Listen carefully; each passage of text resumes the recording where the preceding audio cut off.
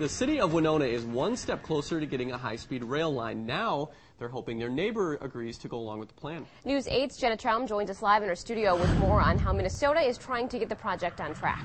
The Federal Railroad Administration announced the preferred route for the proposed high-speed rail would run along the Mississippi River. That means stops in Winona and here in La Crosse, but it can't happen unless Wisconsin gets on board. Every year, Amanda Gannon takes the train from Winona to Chicago to visit her family for a long Thanksgiving vacation. It takes all the stress and the worry. You don't have to worry about gas or stopping for gas or stopping to go eat or use the washroom. You can just sit down, relax, and just let someone else take care of it for you.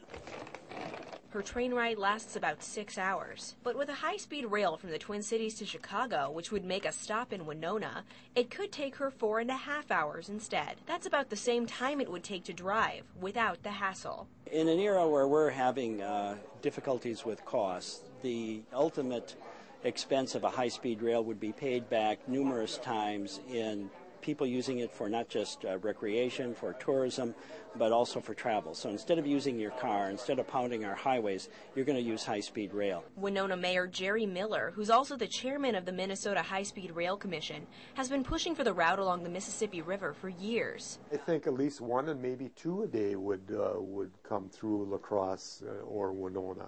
That, of course, is assuming they can get Wisconsin on board. The states have to learn to work together. There is no benefit at all by having the states fail to cooperate on projects this big. It benefits both Wisconsin and Minnesota, and it benefits the country. Governor Scott Walker rejected a proposal for a high-speed rail line between Milwaukee and Madison about a year ago, saying the project wouldn't pay for itself. But Mayor Miller hopes this time will be different because the route would use existing train tracks. There is an open door there on existing infrastructure, which this line has. Where maybe he'll be, or him and his administration will be, look at that more positively. I spoke to the Wisconsin Department of Transportation today. They said they had no involvement in the Minnesota Department of Transportation study that came up with the route or in the federal government's decision, and they declined to comment on the choice of route. Thank you, Jenna. The current plan carries a price tag of more than $2 billion. The states would pay about 20% of that cost. The earliest we might see the first high-speed train on those tracks could be 2015 or 16.